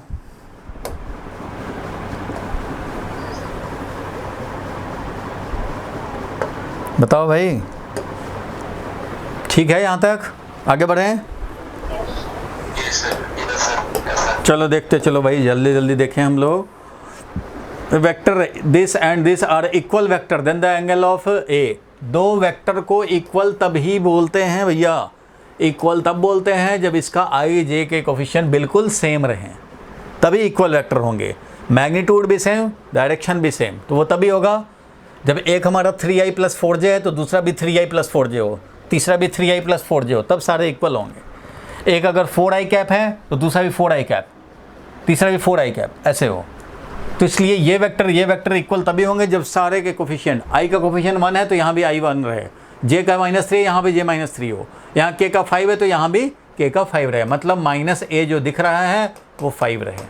तो a का वैल्यू क्या मिला? -5 मिला। तो a का वैल्यू -5 लेंगे। 5 पे बात नहीं बनेगी, a का वैल्यू का 5 कर दोगे तब दोनों इक्वल नहीं होंगे, क्योंकि ये -5 के हो जाएगा, ये 5 के, तो फिर ये इक्वल वेक्टर नहीं होंगे। इसलिए a का वैल्यू -5 कर देंगे। ऐसे काम इक्वल वेक्टर का मतलब ही होता है magnitude as well as direction सब सेम होना चाहिए। Two vectors are given by a b, find third vector c if a + 3b - c = 0। तो भाई दे रखा है, ये कंडीशन है, तो इस इक्वेशन से तुम बोल सकते हो भाई कि c वेक्टर क्या होगा, तो c को इधर राइट वर्ड ले जाओ, तो ये हो गया a + 3b। इसका मतलब सी वेक्टर क्या हो गया भाई, तो a प्लस 3 भी। अब a दिया ही है और b दिया ही है, तो a प्लस 3 भी नहीं निकाल लेंगे। a है हमारा 3i plus j plus 3k, ठीक है भाई, ये a वेक्टर है। और प्लस 3b, तो इसको 3 से मल्टीप्लाई कर दो तो 9i कैप हो जाएगा भाई, 3 इंटू b, तो 9i कैप, इसको 3 से मल्टीप्लाई करेंगे तो प्लस 15j कैप, इसको 3 से मल्टीप्लाई करेंगे माइनस 6k कैप। बस भाई अब इसको ऐड कर दो, बस ऐड करने हैं, i के साथ 9 और 3 12i कैप हो गया भाई, j और ये फिर प्लस 16j कैप हो गया भाई, 3k कैप और माइनस 6 तो माइनस 3k कैप हो गया। बात ख़त्म हो गई। 12 16 और माइनस 3, 12 16 और माइनस 3, ये देखो मिल गया।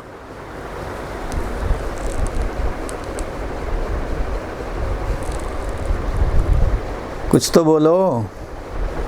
Yes sir. चलो आगे बढ़े हम लोग। ये देखो, ये कुछ लोगों ने डाउट भेजा था, a is equal to B plus C, A B C है स्केलर मैग्नीट्यूड, इन सब का स्केलर मैग्नीट्यूड 4 3 4 और 5 है। Then the angle between a and c, a और c के बीच का एंगल निकालना है भाई। कैसे निकालेंगे, तो a equal to B plus c है और ये देखो 5 4 3 है। जैसे ही 5 4 3 दिख गया तो इसका एक मतलब भी है। 5 4 3 का क्या मतलब है भाई, तो देख रहे हो कि a is equal to B plus c है, a is equal to B plus c है और b 4 है और c 3 है, तो 4 और 3 का 5 रिजल्टेंट तभी होता है जब ये आपस में परपेंडिकुलर होते हैं। पाइथागोरस थ्योरम याद होगा। 5 और 3 का, ये 4 और 3 का रिजल्टेंट 5 तभी होगा जब ये, क्योंकि 4 का स्क्वायर और प्लस 3 का जब स्क्वायर करते हो तो अंडर रूट 25 आता है, तो वो 5 बनता है। तो 3 4 5 जैसे ही मिल जाए तो समझ लेना राइट एंगल ट्रायंगल है।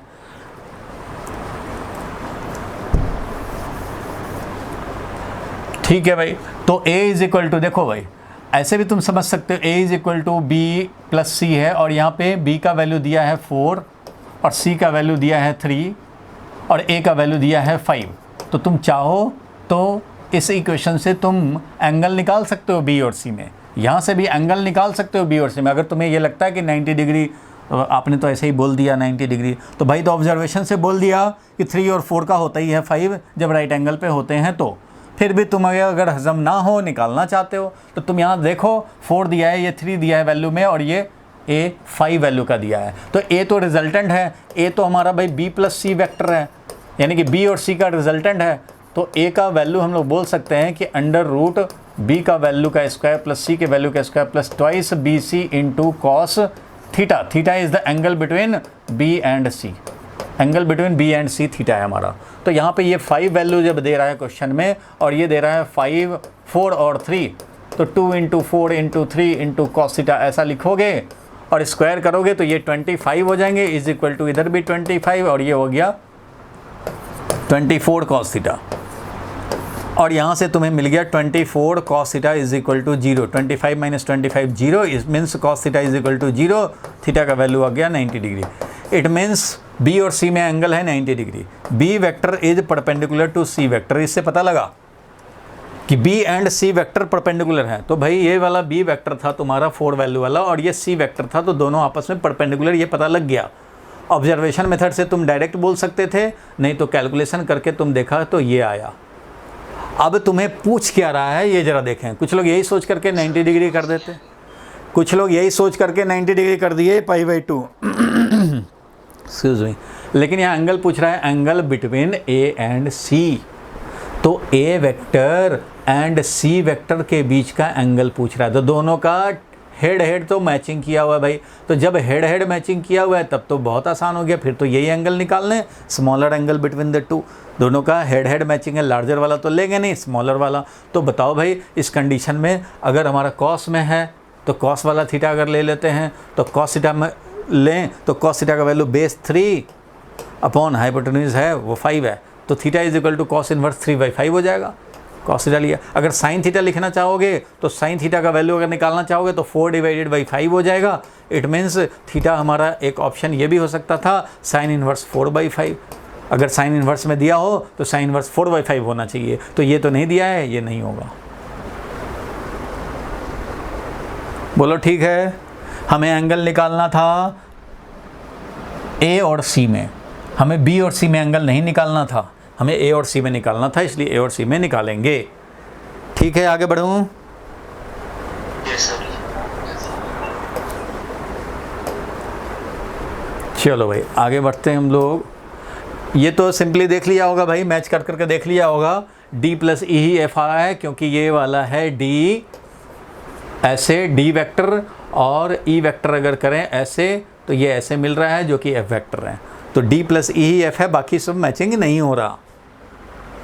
ये वाला डी वेक्टर, ये वाला ई वेक्टर, तो ये वाला एफ वेक्टर हमें मिल रहा है अकॉर्डिंग टू द डायग्राम। और बाकी कोई मैच नहीं कर रहा था, इसलिए बाकी को हटा देंगे भाई। यहाँ देखो, if magnitude of sum of two vector is equal to the magnitude of difference of the two vector then the angle between the two vector is. ये तो लास्ट क्लास में बताया था। बोलो, बताया था ना लास्ट क्लास में? अरे भाई मैग्नीट्यूड ऑफ लिखा है, magnitude of sum of two vector means a plus b का magnitude is equal to a minus B का मैग्नीट्यूड। तो भाई जब दोनों मैग्नीट्यूड इक्वल होंगे means a square plus B square plus twice a B cos theta is equal to a square plus B square minus twice a B cos theta. A square plus B square दोनों side से cancel हो गया। याद होगा ए minus B का जब निकालते हैं तो क्या लिखते हैं? Under root A square plus B square minus two A B cos theta, where theta is the angle between A and B. याद है ना? चाहे तो आप यहाँ माइनस लगाओ या यहाँ एंगल चेंज करो। तो भाई एंगल तो बिटवीन द टू वेक्टर निकालना ही है, तो उसको मत चेंज करो, एंगल तो थीटा ही रहने दो। अब यहाँ से हम लोग निकाले, इसको इधर ऐड करेंगे तो आ जाएगा 4ab cos theta is equal to 0। It means cos theta is equal to 0, theta is equal to 90 degree. ये बताया था लास्ट क्लास में भाई, ये बताया था ना लास्ट क्लास में, इसलिए ज़्यादा इसमें खोपड़ी खर्च करने की तो ज़रूरत मुझे लग नहीं रहा है। चलो आगे बढ़ते हैं हम लोग, इसको हटाते हैं। If vector A and B are such that a plus b is equal to a is equal to b then a minus b में बी इक्वेटेड। क्या होगा? थोड़ा कॉमन सेंस लगाओ भाई। A plus b resultant of a and b वही है जो ए का वैल्यू है जो बी का वैल्यू है। मीन्स ये तीनों समझो एक्स हैं, तीनों ही समझें कि एक्स हैं। तुम भी एक्स, तुम भी भैया एक्स, और तुम दोनों का रिजल्टेंट है वो भी एक्स। तो a माइनस बी का वैल्यू निकालने हैं। तो पहले तो भाई ये तीनों जो हैं सेम वैल्यू के हैं, इस बेसिस पे हमें एंगल मिल जाएगा ए और बी में। जब तीनों सेम वैल्यू के होते हैं ना तो एंगल होता है 120 डिग्री।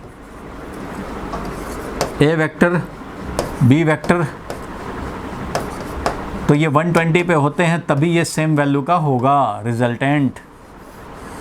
ए वेक्टर बी वेक्टर 120 पे होगा तभी सेम रिजल्टेंट वैल्यू में आएगा। और ये पहले हम लोगों ने सॉल्व कर रखा है, फिर भी अगर अभी करना चाहते हो तो कर लो भाई।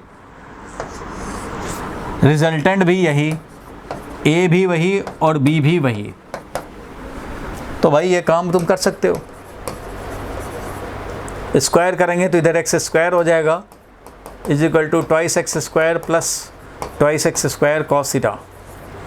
It means twice X square cos theta is equal to twice X square cos theta हो गया X square minus two X square that is minus X square. It means cos theta का वैल्यू हो गया minus X square divided by two X square minus 1/2, इसलिए theta का value हो गया 120 degree. क्योंकि माइनस हाफ होता है 120 पे, हाफ होता तो 60 डिग्री लिखते। तो भाई ए और बी में 120 का एंगल है। ऑब्जर्वेशन मेथड से भी हम लोग समझते हैं कि 120 का एंगल होगा तभी इनका रिजल्टेंट भी उतने ही वैल्यू का हो जाएगा।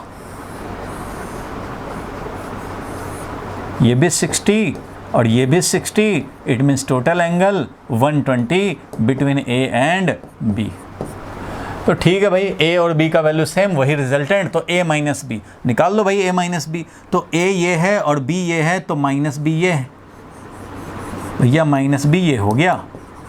बी वेक्टर ये है तो माइनस बी वेक्टर ये है, और ए माइनस बी यानी कि ए में माइनस बी को जब ऐड करेंगे तो मिलेगा हमें ये वाला रिजल्टेंट। तो तो ये वाला रिजल्टेंट तुम्हें निकालने हैं, ये वाला रिजल्टेंट निकालने हैं भाई। ये है तुम्हारा a प्लस माइनस बी, यानी कि a माइनस बी, ये वाला बताना है।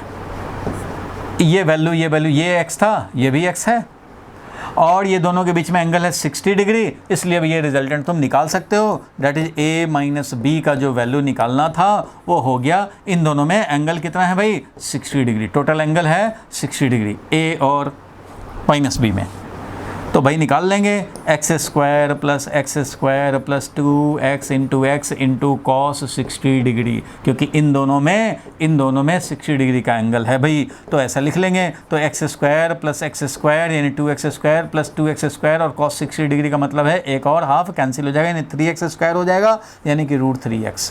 तो √3x हो जाएगा भाई। √3x का मतलब √3 टाइम्स मैग्नीट्यूड ऑफ a बोल लो या √3 टाइम्स मैग्नीट्यूड ऑफ b बोल लो, सब एक ही बात है।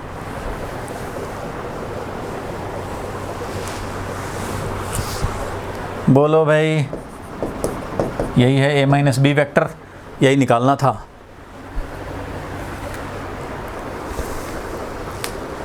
बोलो भाई, क्लियर हुआ?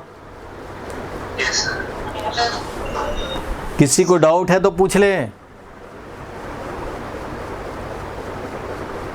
यहाँ तक क्लियर है सबको? Yes, sir, clear है। तो चलो भाई आगे बढ़ते आते हैं।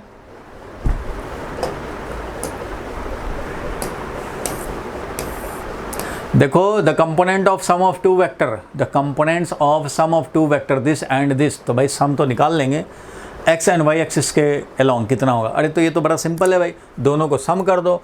आई वाले को आई वाले के साथ किया तो आई वाले का इधर आई है नहीं, तो हमें निकालना है अलोंग एक्स एंड वाई। तो आई वाले का कोफिशिएंट सम करेंगे, यहाँ 0 आई है, यहाँ 2 आई है, तो एक्स कोऑर्डिनेट तो हो गया हमारा 2 प्लस 0।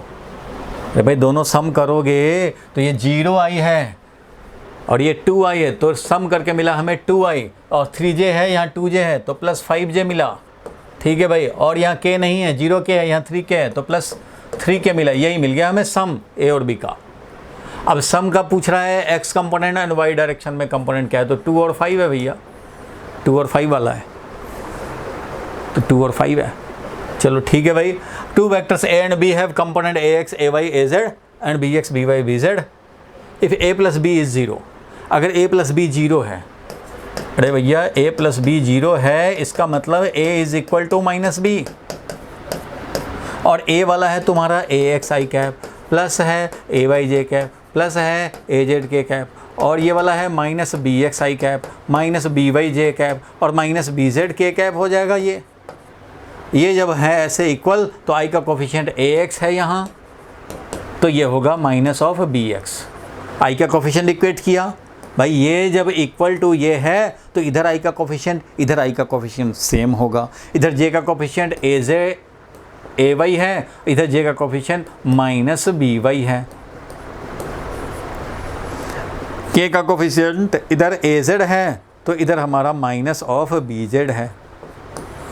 ये इक्वल, ये इक्वल, ये इक्वल, तो वही बस ax is equal to minus B X, ay is equal to minus B Y, az is equal to minus B Z. क्योंकि a प्लस बी 0 था, इसलिए a equal to minus B है, यानी a vector आई जे के में लिखा और b vector आई जे के में लिखा। माइनस लगा हुआ इसलिए सबके कोफिशिएंट को माइनस कर दिया।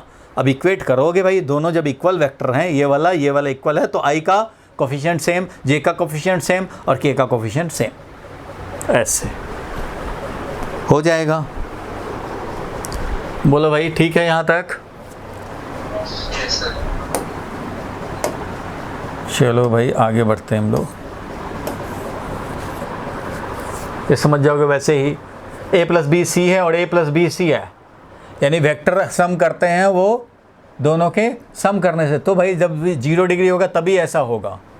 a का plus b is equal to c है, और a का वैल्यू और b का वैल्यू भी c का वैल्यू है, तो वो तभी होता है जब एक डायरेक्शन में हो, तभी होगा ना जब एक डायरेक्शन में हो, अदरवाइज वैल्यू चेंज हो जाएंगे।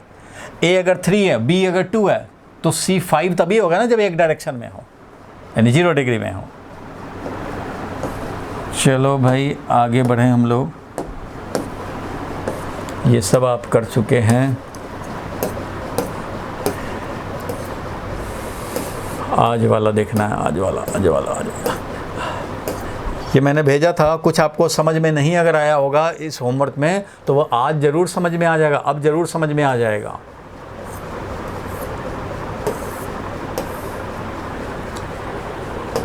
Prove that this vector and this vector are parallel. ध्यान देना, प्रूव करना है कि ये वेक्टर ए वेक्टर और बी वेक्टर दोनों पैरेलल में हैं। तो प्रूव कैसे करेंगे, आज हम लोगों ने पढ़ा भाई, क्रॉस प्रोडक्ट 0 दिखा दो, पैरेलल प्रूव हो जाएंगे। प्रूव करना है तो हमने क्या किया भाई, तो क्रॉस प्रोडक्ट निकाला तो वैल्यू आ गया 0 आ गया, इसका मतलब पैरेलल टू बी है। ठीक है भाई। Find the area of parallelogram formed by vector A and B. अच्छा भाई, तो यहाँ देखा है हम लोगों ने देखा भाई कि एरिया ऑफ पैरेललोग्राम निकालने हैं ए वेक्टर बी वेक्टर से बना हुआ पैरेललोग्राम। तो क्या करेंगे, सिंपली इनके क्रॉस प्रोडक्ट का वैल्यू निकाल लेंगे, क्योंकि आज हम लोगों ने देखा है भाई कि एरिया ऑफ पैरेललोग्राम क्या होता है भाई, एरिया ऑफ पैरेललोग्राम क्या होता है, तो ए क्रॉस बी का मैग्नीट्यूड होता है। इसलिए यहाँ पे भी यही काम कर देने होंगे।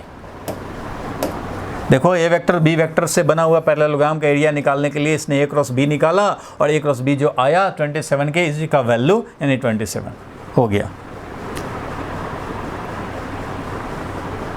क्लियर है? तो आज की क्लास बाद ये समझ में आ रहा है। फिर देखो, उस तरह से calculate the area of the triangle determine bye the two vector. तो एरिया ऑफ ट्रायंगल निकालना है तो क्या करेंगे, ए का मैग्नीट्यूड निकालेंगे और उसका हाफ कर देंगे। देखो ध्यान से, calculate the area of the triangle formed by two vector. तो क्या करेंगे, एरिया ऑफ ट्रायंगल तुम्हें पता है कॉन्सेप्ट में कि भाई ए क्रॉस बी के वैल्यू का हाफ होता है, क्योंकि ए क्रॉस बी का वैल्यू होता है पैरेललोग्राम का एरिया। तो ए क्रॉस बी का वैल्यू निकाला, ये हमारा इतना वैल्यू आया। ए क्रॉस बी का वैल्यू डिवाइडेड बाई 2 करना है, ए क्रॉस बी का वैल्यू ये है 33। तो एरिया ऑफ ट्रायंगल क्या होगा, ए क्रॉस बी का वैल्यू का हाफ, तो हाफ ऑफ 33। तो मिल गया हमें 33/2 मिल जाएगा। अब देखो एक निकालना है, determine the unit vector perpendicular to both A and B. देखो क्वेश्चन में दे दिया perpendicular to both A and B, तो आपने सोल्यूशन देखा होगा, होमवर्क में दे दिया था। तो देखा होगा भाई कि इन दोनों के परपेंडिकुलर यूनिट वेक्टर निकालने हैं। तो बताया था अभी कि दोनों का क्या करो, क्रॉस प्रोडक्ट कर दो। तो परपेंडिकुलर यूनिट वेक्टर क्या हो जाएगा, तो दोनों का क्रॉस प्रोडक्ट करेंगे। तो दोनों का क्रॉस प्रोडक्ट करके और इसी के मैग्नीट्यूड से डिवाइड कर देंगे तो यूनिट वेक्टर मिल जाएगा। अगर हमें खाली परपेंडिकुलर वेक्टर निकालना होता तो ए क्रॉस बी कर देते, लेकिन हमें यूनिट वेक्टर चाहिए perpendicular to both A and B. तो भाई सिंपल सा A cross B divided by इसी का मैग्नीट्यूड। तो पहले ए क्रॉस बी निकाला गया, देखो ए क्रॉस बी का वैल्यू निकाल लिए, ए क्रॉस बी का वैल्यू निकाल लिया और ए क्रॉस बी का वैल्यू निकाल के इसी के मैग्नीट्यूड से डिवाइड कर देंगे। ए क्रॉस बी का वैल्यू ये है तो √3² - 3² + 3² ऐसे कर देंगे। इसका मैग्नीट्यूड निकाल के रख लिया है और वेक्टर ये है तो इसमें इसका 3√3 से डिवाइड कर दिया, मिल गया unit vector perpendicular to both the vector. Clear है भाई सबको? क्लियर है। तो चलो आगे बढ़ते हैं हम लोग। देखो एक और क्वेश्चन है, find unit vector perpendicular to vector this and this. तो ये तो वही काम है भाई, ए क्रॉस बी निकालेंगे, ए क्रॉस बी का वैल्यू निकालेंगे, ये तो चलो वही काम हो गया।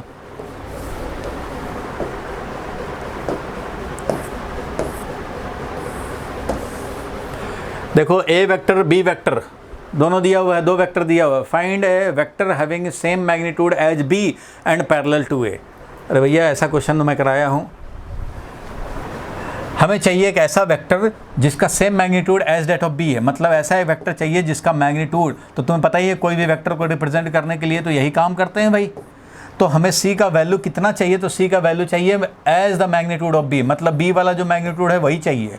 और डायरेक्शन किधर चाहिए, पैरेलल टू ए, ए के डायरेक्शन में चाहिए। पैरेलल टू ए मतलब ए के डायरेक्शन में, तो यूनिट वेक्टर ए के डायरेक्शन में निकालने होंगे भाई, मल्टीप्लाई कर देने होंगे। इट मीन्स जो भी बी का वैल्यू है, अब बी का वैल्यू कितना है वो तो तुम्हें पता ही है, बी का वैल्यू कितना है वो छुपा हुआ थोड़ी है।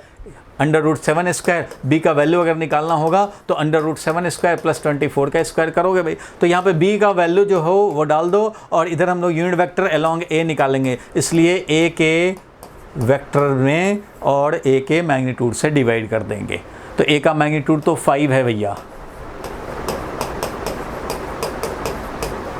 तो ये मिल जाएगा। b का मैग्नीट्यूड जो भी है इसमें हम लोग मल्टीप्लाई करेंगे। a वेक्टर है 3i + 4j और यूनिट वेक्टर हो गया इसमें 5 से मल्टीप्लाई डिवाइड कर दिया, मिल गया हमें। तो ये वेक्टर निकल जाएगा भाई। Yes sir.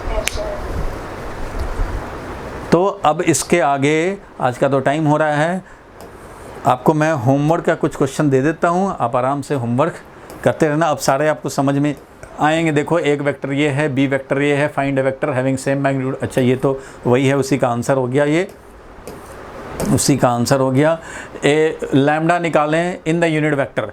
इस यूनिट वेक्टर में लैम्डा का वैल्यू निकालना है, तो भाई ये तो सब निकाल लेंगे। अगर ये यूनिट वेक्टर है तो इसका मैग्नीट्यूड इसका मतलब 1 होगा, तो लैम्डा का वैल्यू निकल जाएगा 0.4 का स्क्वायर प्लस 0.8 का स्क्वायर प्लस लैम्डा का स्क्वायर, क्योंकि ये यूनिट वेक्टर है इसलिए ये 1 होगा, इसलिए ये हो गया 0.3 0.16 plus 0.64 plus lambda square is equal to 1। इस तरह से अब लैम्डा स्क्वायर का वैल्यू पता है तुम्हें 1 माइनस दिस, तो लैम्डा स्क्वायर का वैल्यू हो जाएगा, ये कितना हो जाएगा भाई,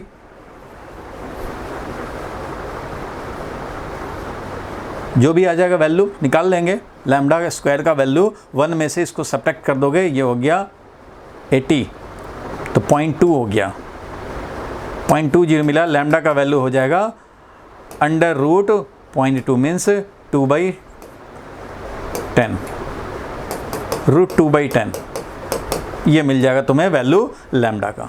इस तरह से निकाल लेंगे, क्योंकि यूनिट वेक्टर दिया हुआ है भाई, तो यूनिट वेक्टर है तो इसका मैग्नीट्यूड 1 होना चाहिए, क्योंकि कोई भी यूनिट वेक्टर होता है उसका मैग्नीट्यूड 1 होता है, इसलिए ये अगर यूनिट वेक्टर है तो इसका मैग्नीट्यूड 1 करके सॉल्व कर देंगे, लैम्डा का वैल्यू मिल जाएगा। बोलो भाई ठीक है। Yes sir. तो मैं कुछ और उन्हीं होमवर्क में कुछ और 5-10 और होमवर्क मैं उसमें ऐड करके आपको दे दूंगा, आप उसको एक बार गो थ्रू कर लोगे, एक बार सॉल्व करके और मैच कर लोगे, ठीक है। नेक्स्ट क्लास में मैं शुरू करने जा रहा हूँ प्रोजेक्टाइल मोशन, ठीक है, motion in a plane, projectile motion. आप जो भी मैं आज ये वाला PDF में भेज दूंगा आपको पूरा पूरा, इसमें कुछ और भी क्वेश्चंस हैं, आप प्रैक्टिस कर लेंगे।